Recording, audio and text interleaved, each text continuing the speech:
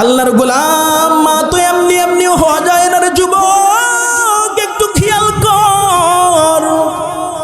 মা যে কি ধন আল্লাহর গোলাম, যেই দিন থেকে আমি আমার মাকে কবরে রেখে এসেছিলাম, কসম করে বলি আল্লাহর গোলাম, সেই দিন থেকে আমার দুনিয়ার আলো নিভে গিয়েছে। আল্লাহর গোলাম, কথা বলতে বড় কষ্ট হয়।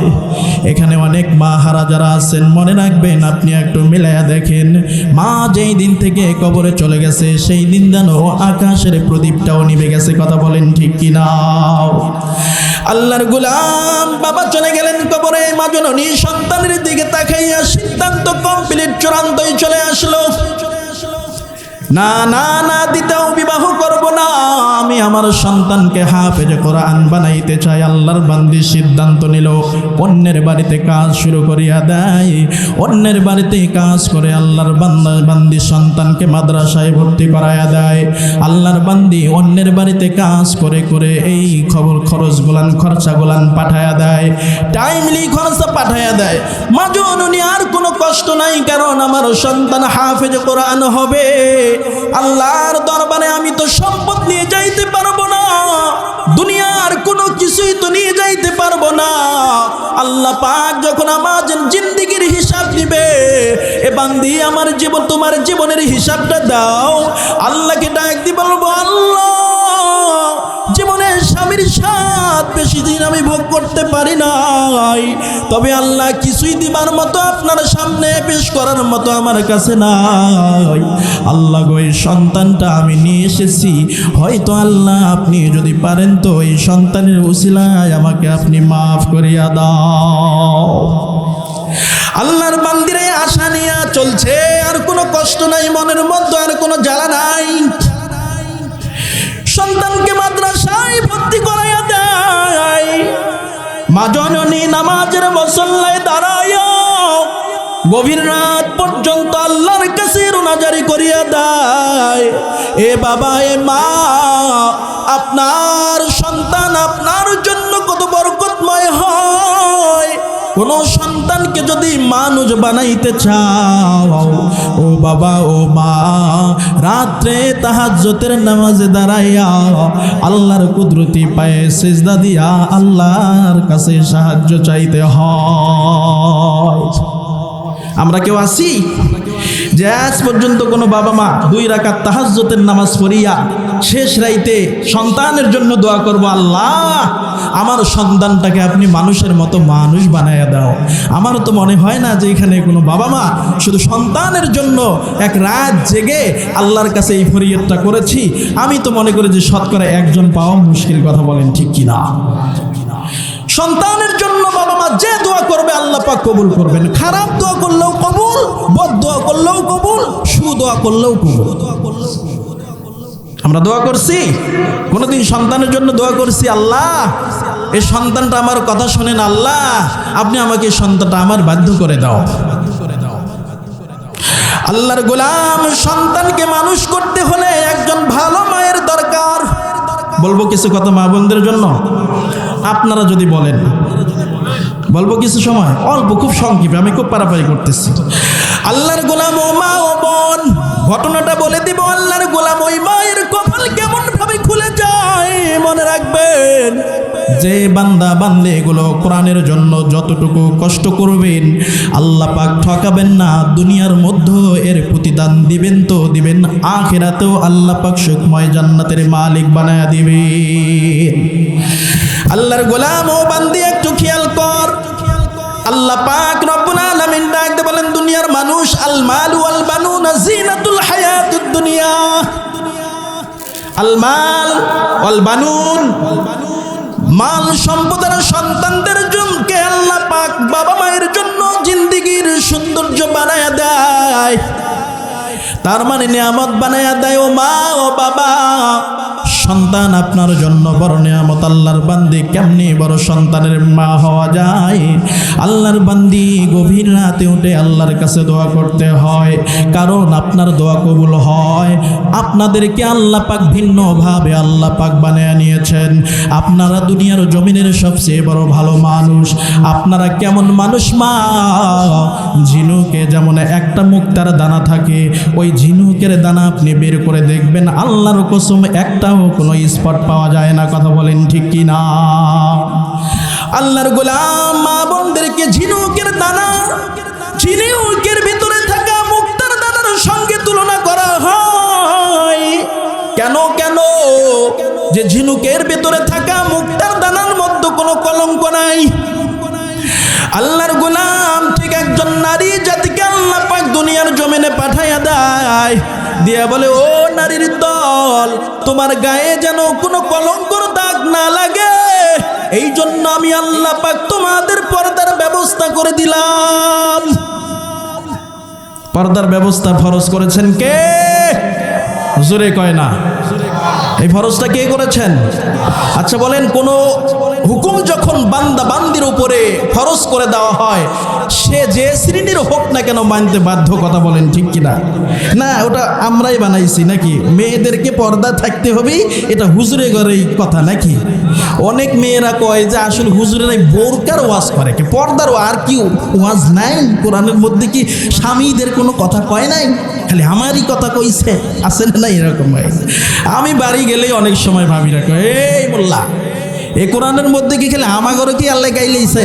তগরও কিছু কয় নাই? কইছে তো, আপনাদের ব্যাপারটা অন্যরকম, তো এই জন্য আল্লাহ পাক কঠোরভাবেই বলছেন এই বিশেষ করে পর্দার ব্যাপারে। কারণ আপনারা দামি মানুষ, তো দামি জিনিসগুলো আমরা যেভাবে খুব গোপনে রাখি, একবার ভিতরে রাইকা তালাবদ্ধ করে রাখি, তো আপনারা দামি মানুষ, এই জন্য আল্লাহ পাক আপনাদেরকে আড়াল করে রাখছেন। এই জন্য আমরা বলি, কষ্ট দেওয়ার জন্য নয়। হুজুরি ঘরে তো সাতটা পাওয়া যাইবি, তাই ওগুলোর সাথে পাওয়া যায়, ওরা সেই বুঝছেন? ও মা ও বোন, কথাগুলো কান পেতে শুনতে হয়। কেন নারী জাতিদের জন্য পর্দার বিধান আল্লাহ পাক ফরজ করলেন? আল্লাহর গোলাম আল্লাহ পাক ভালোভাবেই জানেন, নারী না যত খোলামেলা চলবে, যুবকরা ধ্বংস হয়ে যাবে। যুবক ধ্বংস তো আল্লাহর জমিন ধ্বংস হয়ে যাবে। যুবক যদি ভালো হয়, সমাজ ভালো হয়ে যাবে। আল্লাহর গোলাম কি বলবো রে ভাই, অনেক লম্বা কথা, কথা বলার সুযোগ নাই, সময় নাই। মনে রাখবেন, একটা মেয়ে হাজার সন্তানকে জাহান্নামে নিয়ে যায় যথেষ্ট হয়ে যায়। একটা ছেলে অপকাম কইরা, একটা ছেলে অপকাম কইরা যত মেয়েদেরকে জাহান্নামে যে নিয়ে যাইতে পারবে, এটা এমনটা কঠিন হয়। তবে একটা মেয়ে হাজার ছেলেদেরকে সহজে জাহান্নামে পাঠায়া দেয়। একটা ছেলে যতই চেষ্টা করুক, খুব বেশি মেয়েকে জাহান্নামে নিতে পারবে না। কিন্তু একটা মেয়ে যদি বেহায়া হয়, একটা মেয়ে যদি বেহায়া হয়, তো কোটি কোটি যুবককে জাহান্নামে নিক্ষেপ করবে। কথা বলেন ঠিক কিনা? আজকে এই যুবক ভাই ফেসবুকে ঢুকলেই তো মাথা গরম, হাই হাই রে, কার বউ রে রে, আমাকে কোক কাইলেনি দিয়ে আমাকে বিয়ে দিয়ে আমার লাইফটা ধ্বংস করে দিল রে। বাড়ি আইসা একটু পানি নিয়ে আইসা যদি এই সব এখান থেকে সব খাটাকিটি শুরু হয়ে গেল। মানে এই যে ফেসবুকে দেখছে অন্যের একটা বউ দেখে মাথা হট, অন্যের একটা মেয়ে দেখে মাথা হট। আচ্ছা বলেন, এই বুড়া কি ওই মেয়ে বিয়ে করবে কোনো দিন? কথা কয় না, কথা কন জোরে কন। এই সেকেন্ড হ্যান্ড ওই হলো নিউ, এই তোমাকে ওই নিউ দেখে আইসা তুমি এক সেকেন্ড হ্যান্ড, তুমি যে তোমার বউর সঙ্গে খারাপ ব্যবহার করো, এটা কোন যুক্তিতে করো কত? হ্যাঁ, তুমি যদি বাইরে যদি বাড়ি থেকে বাইর করে দেয়, তুমি যদি ওর কাছে যাও, আমি তোমাকে বিবাহ করব, তোমাকে ফেসবুকে দেখে আমার মাথা হট হয়েছে, আমি আমার বউকে একেবারে পিটাইয়া তালাক দিয়ে বাপের বাড়িতে পাঠিয়ে দিয়েছি, এখন ময়না চান, এখন আসো। জুতা কি পায়ে থাকবে? কথা কয় না, জুতা পায়ে থাকবে মনে করছেন? সব গালে উঠবে। কথা বলেন ঠিক কিনা? হায় হায় হায়, এক মাস ধরে বড় ভাই দেখলো মেয়েকে, বন্ধু বান্ধব 14 বার দেখে আসলো। বিয়ের আগেই মনে করেন যে এক কোমর ভাঙ্গা দিছে, কিন্তু ওই মেয়ের বাবার। আজকে যাই হলো মেয়ের বড় ভাই, কাল ছেলের বড় ভাই দেখার জন্য আর কি। কালকে গেল হলো মেয়ের বড় ভাই, ছেলের বড় ভাই, পরশু দিন গেল ছেলের চাচা, তারপরের দিন গেল ছেলের নানা, তারপরের দিন গেল বন্ধু বান্ধব, এরপরে এখনো মেন শয়তান আসে নাই কিন্তু কথা কয় না। ও বাবা, আপনারা মনে ঘুমিয়ে গেছেন নাকি? মেন শয়তান এখন আসে নাই। সেটা কি না সেটা তো জানাই যাচ্ছে। আগে এগরক দিয়ে দেখাইলো, 7 গ্রামের মানুষও কাগজ দেখাইলো। ইসলাম বলে যে বিবাহ করবে আর যে বিবাহ বসবে দুইজনে সর্বপ্রথম দেখবে, তারাই সিদ্ধান্ত নেবে, এরপরে গার্ডিয়ানরা বিবাহ পড়াইয়া দেবে। আর এখন ছেলে যায় সব শেষে শয়তান পয়সা থাকে ঘাপটি মাইরা।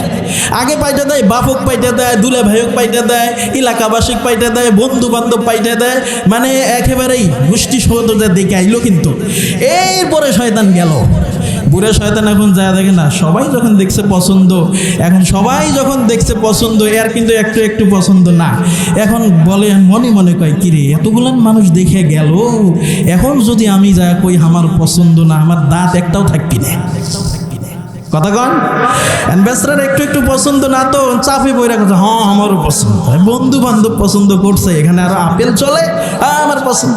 বিবাহ করে নিয়ে আইলো, বাসর রাত পার হয়ে গেল, 2 মাস যখন চলে গেল, নতুন ইয়াটা যখন কাটে গেল, এখন দেখবেন যে ওই যে আবার ওই শয়তান, বুড়া শয়তান আবার ফিরে আসে মাথার মধ্যে, আবার অন্যের মেয়ের দিকে তাকায়, মোবাইলে তাকায়, গান শুনে, ফেসবুকে অন্য মেয়েকে দেখে দেখে কে রে এটা না ভালো রে, এটা কাম হইল, এটা কি করলাম, এটা পাল্টানো না, এটা পাল্টানো সম্ভব না, তাহলে জেলখানায় জেলত থাকতে হবে কমপক্ষে 3 মাস, এটা কি হইল রে। এখন আর যখন পায় না, এখন চুরি করা শুরু করে দেয়।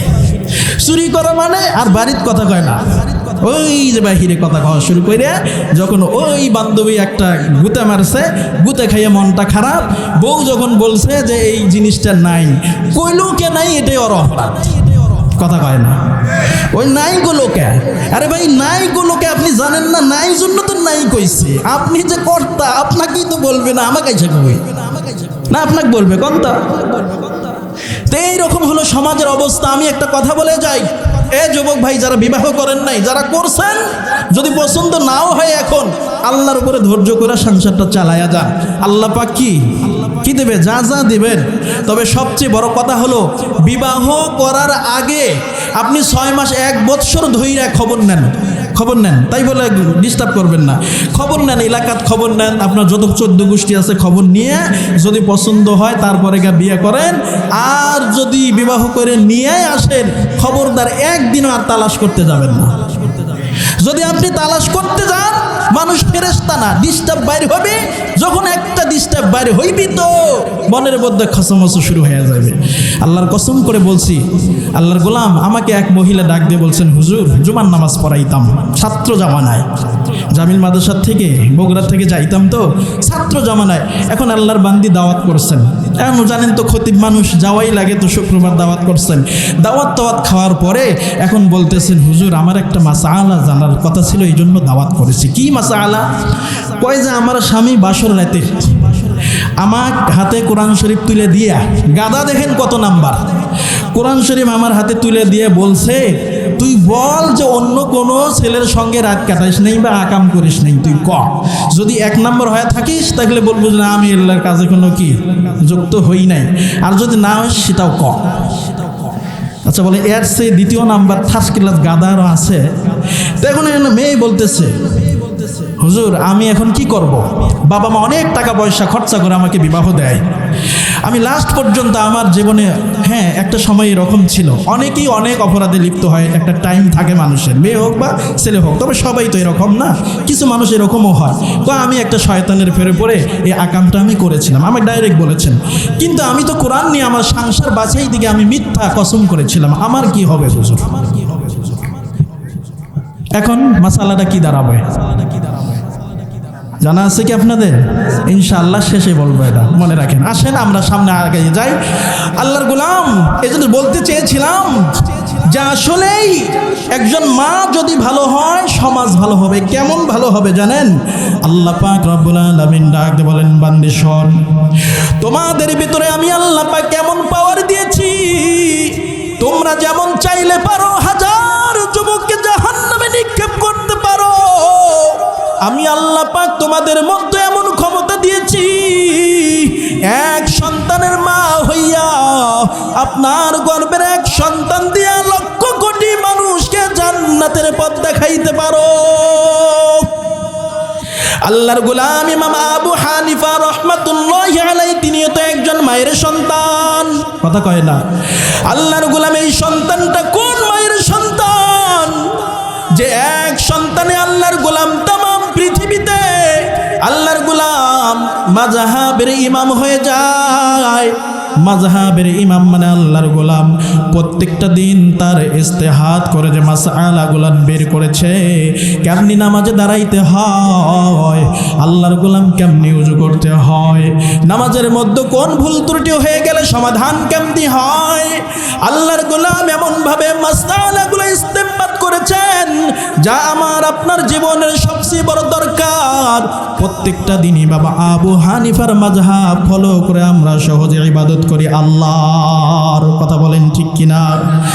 আল্লাহর গোলাম মনে রাখবেন, একজন মায়ের সন্তান যদি পৃথিবী আলো করতে পারে, তার মাসআলা পড়ে পড়ে মানুষ আমল করে জান্নাতে চলে যায়। 100 নয়, 1000 নয়, কোটি কোটি মানুষ আমল করে জান্নাতি হয়ে গেছে, কথা বলেন ঠিক কিনা? আল্লাহর গোলাম ও হুজুর অনেক লম্বা সময় হয়ে গেছে, সন্তানটা বড় হয়ে গেছে, সন্তান কিন্তু মানুষ বানাইতে পারলাম না। ও মা, আপনি যদি বলেন হুজুর এখন কি করা যায়, ছোট্ট একটা পথ বাতলায়া যায়। আল্লাহর গোলাম আল্লাহ পাক রব্বুল আলামিন জানেন সব মানুষ আলেম হবে না, সব মানুষ ওলি হবে না। এই জন্য আল্লাহ পাক রব্বুল আলামিন বলেন কুনু মা'আস সাদিকিন। আল্লাহর গোলাম যদি আপনার এই বড় সন্তানটাকে এখন ভালো বানাইতে চান, তো এটা আল্লাহ পাক একটা সাইড বাতলিয়ে দিলেন, তোমরা ভালো মানুষের সোহবতে চলে যাও। কারণ কোনো মানুষ যদি ভালো হইতে চায় তাহলে ভালো মানুষের সঙ্গে থাকতে হয়, কথা কয় না? আল্লাহর গোলাম প্রমাণ হলো, কোন রাজমিস্ত্রি হইতে হলে আর এক রাজমিস্ত্রির সান্নিধ্যে যাইতে হয়, মাস্টার হইতে হলে মাস্টারের ক্লাসে বসতে হয়, ইঞ্জিনিয়ার হইতে হলে ইঞ্জিনিয়ারের ক্লাসে বসতে হয়, ডাক্তার হইতে হলে ডাক্তারের সোহবতে যাইতে হয়। আল্লাহর গোলাম একটা সন্তান লেখাপড়া করিয়া ডাক্তার MBBS সার্টিফিকেট পেয়ে গেল, সরকার বলে না না না, তোমাকে প্রেসক্রিপশন করার ক্ষমতা এখনো দেওয়া হলো না, রাষ্ট্রীয়ভাবে সরকারিভাবে তুমি রুগী দেখতে পারবা না, কি করবা? ইন্টার্নি করো। ইন্টার্নি কি জিনিস? বলে একজন ভালো ডাক্তারের সোহবতে সময় লাগাইয়া দাও, 1 বছর ইন্টার্নি করো। 1 বছর ইন্টার্নি যখন কমপ্লিট হয়ে গেছে, সরকার এখন বলল যাও যাও অমুক হসপিটালে তোমার চেম্বার বসায় দিলাম, যত 1000 রুগী দেখবে প্রেসক্রিপশন করে দাও। আল্লাহর গোলাম কত রুগী সুস্থ হয়ে যাবে, কারণ সোহবতটা দিয়া আর একজন বড় ডাক্তারের সঙ্গে থাইকা একজন বড় ডাক্তার হয়ে গেল, কথা বলেন ঠিক কিনা? আল্লাহর গোলাম আপনি আমি তো নামাজ জানি না, কেমনি নামাজ পড়তে হয়। এ যুবক ভাই, কেন নামাজে দাঁড়াও না? ও হুজুর, নামাজে দাঁড়ানোর সময় কোন দোয়া পড়বো? হুজুর যখন নামাজ পড়বে হুজুরের সাথে সাথেই তো পড়লাম, আত্তাহিয়াতু পারি না, দোয়া কুনুত পারি না, দরুদ শরীফ পারি না, হুজুর এখন কি করব? আল্লাহর বান্দা টেনশন করিও না রে মুমিনে যুবক ভাই, আপনার কত দাম, আপনার কত দাম। এই জমিনে ইসলাম জিন্দা এমনি এমনি হয় নাই, প্রত্যেকটা পরে পরে যুবকদের রক্ত এখনো কথা বলে আল্লাহর গোলাম। সকল জালিমকে তাড়াইতে যুবকের রক্তের প্রয়োজন, কথা বলেন ঠিক কিনা? আল্লাহর গোলাম নমরুদকে তাড়াইতে হলে লক্ষ যুবকের প্রাণ চলে গিয়েছিল, ফিরাউনকে তাড়াইতে হলে লক্ষ মানুষের জীবন গিয়েছিল। আল্লাহর গোলাম খেয়াল করে দেখবেন, ইতিহাস পড়ে একটু খবর লাও রে যুবক, একটু খবর লাও। আল্লাহর গোলাম দেখবেন যত যত বড় বড় জালেমরা দুনিয়ার জমিনে পদার্পণ করেছে, তাদের জুলুমে কত মানুষের তাজা প্রাণ ঝরে গিয়েছে। আল্লাহর গোলাম খুব বেশি লম্বা চৌড়া আলোচনা নয়, অনেক দূরে যাইতে হবে না। আমার আপনার জামানায় দেখেন, বিগত সরকার 17 বছর পর্যন্ত এই জমিনকে শোষণ করা শুরু করিয়া দেয়। আল্লাহর গোলাম আপনাদের কাছে হয়তো খবর নাই, 16 বছরে আল্লাহর গোলাম lakh lakh crore crore million billion trillion আল্লাহর গোলাম কত লক্ষ লক্ষ কোটি কোটি আমার আপনার টাকা গোলাম চুরি করে বেগম পাড়া বানায়। আল্লাহর গোলাম 16 বছরে এই বাংলার জমিনকে জুলুমের আকড়া বানায়। সত্য কথা বলা যাবে না, জেলখানায় নিক্ষেপ করো, আলেমকে ফাঁসিতে ঝুলাও, অন্ধকারে কারাকুষ্ঠির নিক্ষেপ করো, আয়না ঘরে ঢুকাইয়া দাও। আল্লাহর গোলাম এই জুলুম অত্যাচার যখন সহ্য হয় না, মানুষ বাংলার দামাল ছেলেরা যখন নারায়ে তাকবীর আল্লাহু আকবারের ধ্বনি দিয়া যখন রাজপথে নেমে এসেছে, হাজার হাজার সন্তানরা বুকে বুলেট পেতে নিয়েছে। আল্লাহর গোলাম এই জালেমকেও দুনিয়ার জমিন থেকে সরাইতে, বাংলার জমিন থেকে সরাইতে কত মায়ের বুক খালি হয়ে গেছে। আল্লাহর গোলাম ইসলাম চাই, জুলুম সরাইতে চাও, আমার গোড়ায় তুমি রক্ত ঢালো। গাছের গোড়ায় পানি ঢাললে যেমন গাছটা বড় তাজা হয়, ইসলামের গোড়ায় রক্ত ঢাললে তেমন ইসলাম তাজা হয়। ইসলাম যদি তাজা হয় তা তোমার ব্রেন খুলে গেছে, তোমার কপাল খুলে গেছে, ইসলাম তোমারে লইয়া জান্নাতের মালিক বানায়া দিবে। বিরক্ত হচ্ছেন? আল্লাহর গোলাম কয়টা কথা শোনাবো, অনেক লম্বা হয়ে যায়। ও মা, আপনারা কেমন মানুষ? এই সন্তানগুলো যদি ভালো বানাইতে চান, আল্লাহর ওলির দরবারে পাঠায়া দেন, আলেম ওলামার সঙ্গে কথা বইলা তাদের সঙ্গে সোহবতে পাঠায়া দেন। ছোট্ট একটা কথা বলে যায়, শেখ সাদি রহমাতুল্লাহি আলাইহি একজন বিশ্ববিখ্যাত কবি ছিলেন। আল্লাহর ওলি বলেন, আমি একদিন গোসলখানায় ঢুকলাম, গোসলখানায় ঢুকে দেখি সুগন্ধির কোনো বস্তু পাই না। এক কর্নারে তাকাই, একটা ফুলের গাছ দেখা যায়, ফুলের গাছে কোনো ফুল নাই। ব্যাপার কি? ফুল থাকলে তো সুগন্ধি ছড়াইতো, ফুল নাই, সুগন্ধি কেন হয়? আর এক কোণারে দেখে, হাম্মামখানার আর এক কোণারে দেখে একটা মাটির চাক্কা দেখা যায়। আল্লাহর ওলির কেমন জানি কাশফ দিয়ে যখন ভাবনা চিন্তা যখন শুরু করলেন, দেখা যায় কর্নারে থাকা একটা মাটির চাক্কা কেমন জানি সুগন্ধি ছড়ায়।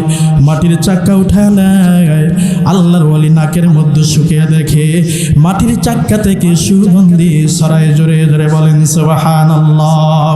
গলে খুশবু ইদর হাম্মাম মেরুজের রসিদ জদসতে মাহবুবে বদুস্তম বদু গুফতম কে মেশকে ইয়া আবিরি কে আজবু ये दिला भेजे तमस्तम बागुफतामन गेले नासी जे बुदम वाले के मुद्दते बागुल नशतम जमाले हम नशिंदर मन असर कर दो वगर ना मन हमा कम के हसतम एक दस नामे आधारे हेडी नुमाटिर ढिला হাতে নিয়া সুখিয়া দেখি রয়েছে সুবাস মেলাও। কহিল তাহারে কসুতুরি তুমি, তুমি কি আতরদা, তোমার গায়ে সুবাসে ভরা, তুমি কি গলেছে তাও। কহিল তাহারে আমি নহি কিছু, আমি অতুনিসু মাটি, ফুলের গোড়ায় থাকিয়া তাহার সুবাসে হইলাম খাঁটি। আল্লাহু আকবার। আল্লাহর ওলি বলেন, মাটির চাক্কা হাতে নিয়ে শুকিয়ে দেখি শুকরানে মাটি বল, তুমি কি আতর না কস্তরি, তুমি কি বলো? এইবার মাটির থেকে জবান খুলে যায়, মাটি জবাব দেয়, আল্লাহর ওলি আপনি জানেন না, ওই যে একটা ফুলের গাছ, ফুলে এতদিন পর্যন্ত ফুল ছিল, সুগন্ধি ছড়ায়, আমি ওর নিচে থাকার জন্য এমন ওই শুক্রাণগুলো আমার গায়ে লাগতে লাগতে এখন ফুল পড়ে গিয়েছে, কিন্তু সুগন্ধি আমার গায়ে লাগতে লাগতে আমি মাটি, আমি সুগন্ধিতে খাঁটি হয়েছি। জোরে জোরে বলেন সুবহানাল্লাহ। আল্লাহর গোলাম এই উদাহরণ দিয়ে বোঝা যায়, ভালো মানুষের সঙ্গে থাকলে একজন সন্তান ভালো হয়ে যায়, খারাপ বন্ধুর সঙ্গ দিলে আল্লাহর বান্দা খারাপ হয়ে যায়। আর লম্বা করি না আল্লাহর গোলাম, ও আল্লাহর বান্দি, অনেক লম্বা কথা ছিল, 12টা বেজে গেল। আয় আল্লাহর বান্দি, আপনার এত বেশি মান সম্মান আল্লাহ পাক বাড়িয়ে দিয়েছেন। আল্লাহ ডাকতে বলেন, নারীর দল তোমাদেরকে আমি আল্লাহ পাক এত দামি বানাইলাম, এত বরকতময় জমিনে বানাইলাম, আসমান থেকে যেমন একটা সূর্য আলো ছড়াইয়া তামাম দুনিয়া আলো ছড়াই, একটা লাইট দিয়ে আমি আল্লাহ পাক যেমন তামাম দুনিয়ায় আলো ছড়াই, একটা সতী মায়ের গর্ভের থেকে একটা সন্তান দুনিয়ার জমিনে এসে তামাম দুনিয়া ইসলামের আলো ছড়ায়। কথা বলেন ঠিক কিনা? আয় আল্লাহর গোলাম, আল্লাহর বান্দি, অনেক লম্বা হয়ে যায়, কথা বলা যায় না। ও মা, খুব সংক্ষেপে আর 2টা মিনিট আপনার জন্য কথা বলে যায়। ও যুবতী বোন, কেন মোবাইলের দিশায় পড়েছ? জীবনটারে ধ্বংস করলে রে বোন। আল্লাহ পাক তোরে সুন্দর একটা চেহারা দান করেছেন, তুমি বড় দেখতে সুন্দর, সুন্দরী মেয়েরা আসমানের চাঁদের থেকেও সুন্দর। কথা বলেন ঠিক কিনা?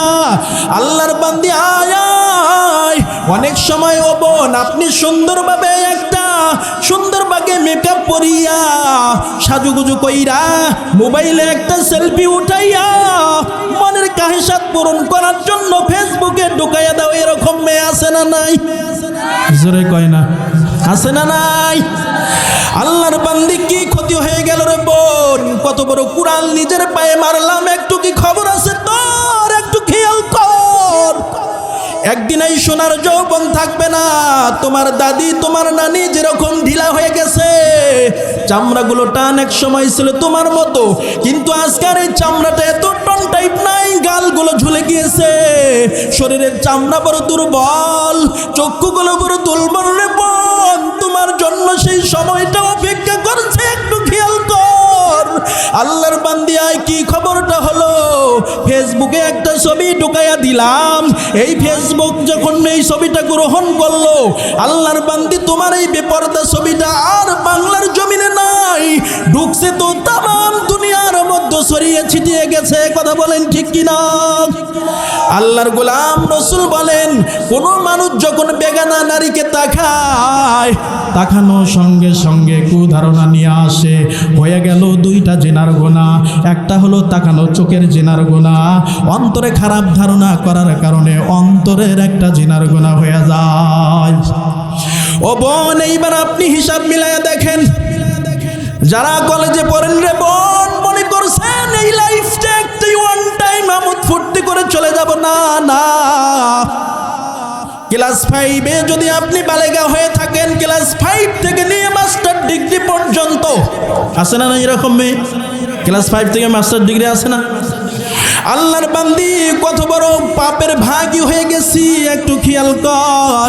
ছোট্ট একটা কথা বলে যাই রে বোন, এই সময়টা দুনিয়ার মানুষ, কত মানুষ আপনার দিকে তাকিয়ে আছে। আল্লাহর বান্দি, চুলগুলো কন্ডিশনার না করলে ভালো লাগে না, ভুরুগুলো খুসাইয়া খুসাইয়া না তুললে ভালো লাগে না, নখে এই হাতের নখগুলো বড় বড় না রাখলে ভালো লাগে না, চুলগুলো কাটিং না করলে ভালো লাগে না, টাইট ফিট পোশাক না পরলে ভালো লাগে না রে বোন।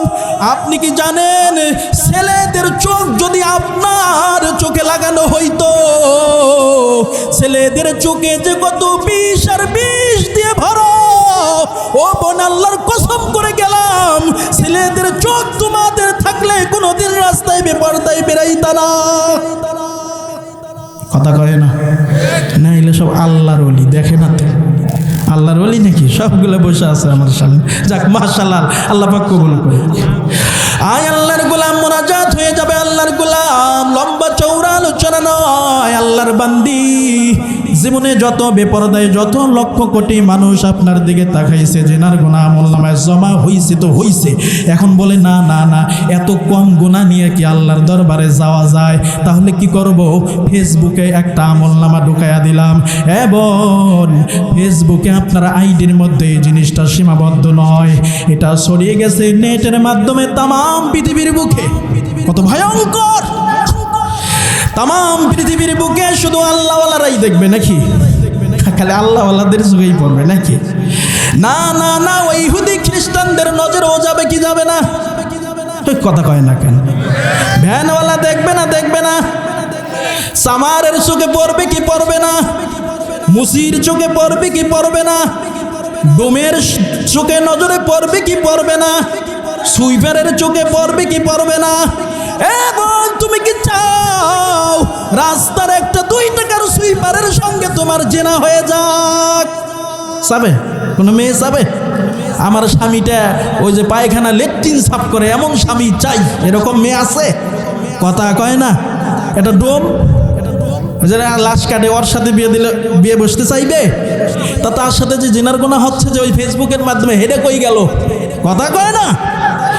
আল্লাহর বান্দি, তাহলে দেখা গেল হাসরের ময়দানে আমাকে আপনাকে সবাইকে যাইতে হবে রে বোন।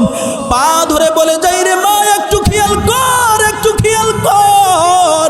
কত আর বোঝা লইয়া যাইবি, গুনার বোঝা কত বোঝা বহন করতে পারবি রে বোন?